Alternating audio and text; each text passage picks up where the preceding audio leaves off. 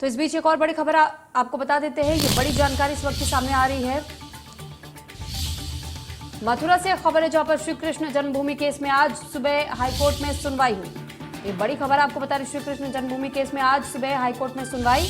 और दरअसल 5 मई को मुख्य पक्षकार मनीष यादव की तरफ से एक याचिका दायर की गई थी, जिसको लेकर के सुनवाई होनी थी। आरएसएस के मुस्लिम विंग मुस्लिम राष्ट्रीय मंच के कार्यकर्ताओं को मथुरा में कृष्ण जन्मभूमि ईदगाह परिसर में प्रवेश से इनकार करने का मामला सामने आया था। जिस तरीके से दरअसल बीते दिन यानी कि 11 मई के दिन में एमआरएम के 10 सदस्यीय दल ने मथुरा में श्री कृष्ण ईदगाह परिसर में प्रवेश करने की कोशिश की थी, लेकिन उस दौरान भी कई ऐसे मुद्दे उठाए गए थे और साथ ही साथ उसके बाद से याचिका दाखिल करने की बात भी कही गई थी, जिसके बाद से याचिका दाखिल की गई थी और कहा गया था कि इस पर भी हिंदुओं का हक है। और फिलहाल अब इसी मामले को लेकर के श्री कृष्ण जन्मभूमि केस में भी अब सुनवाई होनी है। ये कहा जाता है कि जो कई एकड़ जमीन है जो कि हिंदुओं के पक्ष में आना चाहिए, श्री कृष्ण की जन्मभूमि है और श्री कृष्ण के मंदिर के प्रांगण के भीतर ही वो एरिया भी आता है, लेकिन उस पर मस्जिद बनी हुई है और इसी परिसर को लेकर के ये पूरा विवाद है।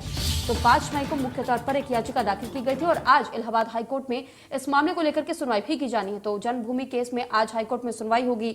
ये बड़ी खबर आपको इस वक्त की बता रहे हैं। तो लगातार ये मामला भी अब तूल पकड़ता जा रहा है। अलग अलग जगहों से अब फिलहाल जो मामले सामने आ रहे हैं और हिंदू पक्षों की तरफ से दलीलें दी जा रही है कि कई ऐसे मंदिर आज भी मौजूद है जहां जिन्हें तोड़ करके मस्जिद तैयार किए गए हैं। इस पर अधिक जानकारी के साथ संदीप तिवारी हमारे साथ जुड़ चुके हैं। संदीप, जानकारी चाहेंगे आपसे कि मथुरा के इस ईदगाह परिसर को लेकर के जो विवाद लंबे समय से चला आ रहा है, आज इलाहाबाद हाईकोर्ट में सुनवाई भी होनी है इसको लेकर, क्या कुछ जानकारी आपके पास? देखिए, इस पूरे प्रकरण में जो हिंदू पक्ष की तरफ से याचिका दाखिल की गई है उसमें एक बात ये कही गई है कि इस पूरे प्रकरण का डे टू डे हियरिंग करके इसको जल्दी खत्म किया जाए और अगर दूसरा पक्ष अदालत में पेश नहीं होता है तो एक पक्ष के पक्ष में जो है वो निर्णय दे दिया जाए। फिलहाल आज जो है 12 बजे के बाद इस पूरे प्रकरण पर सुनवाई होनी है। अब ये देखना है कि सुनवाई में क्या होता है, हाईकोर्ट की तरफ से इस पे क्या निर्णय लिया जाता है। साथ ही संदीप, हम आपसे ये भी जानना चाहेंगे कि अचानक से जिस तरीके से अलग अलग जगहों पर अलग अलग राज्यों में भी हम ये देख रहे हैं कि हिंदू पक्ष की तरफ से याचिकाएं दाखिल की जा रही है, आखिर अचानक से इस तरीके की याचिकाएं दाखिल होनी एक साथ शुरू हो रही हैं, तो ऐसे में कई लोग ये भी जानना चाह रहे हैं, पूछना चाह रहे हैं कि आखिर ये एक ऐसा समय क्यों चुना गया कि हर जगह के मुद्दे एक साथ उठाए जा रहे हैं?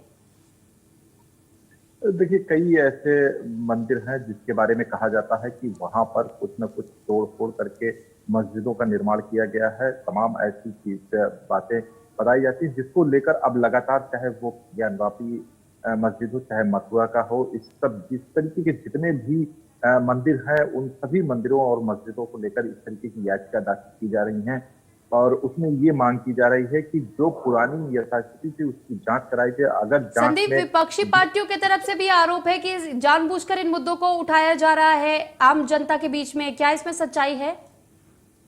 देखिए, अब कहीं ना कहीं राजनीति करने वाले इस पर राजनीति भी कर रहे हैं और उसको लेकर इस तरीके की बातें कही जा रही है कि ये राजनीतिक मुद्दा बनाया जा रहा है और अचानक से जिस तरीके से ये चीजें सामने आ रही हैं, जिस तरीके से याचिकाएं पड़ने लगी हैं, तो कहीं ना कहीं इसको लोगों तक ये भी पहुंचाने की कोशिश की जा रही है कि लोग इस पर राजनीति भी कर रहे हैं। जी, चलिए ठीक संदीप, बहुत धन्यवाद आपका तमाम जानकारी हम तक पहुंचाने के लिए। और इस बीच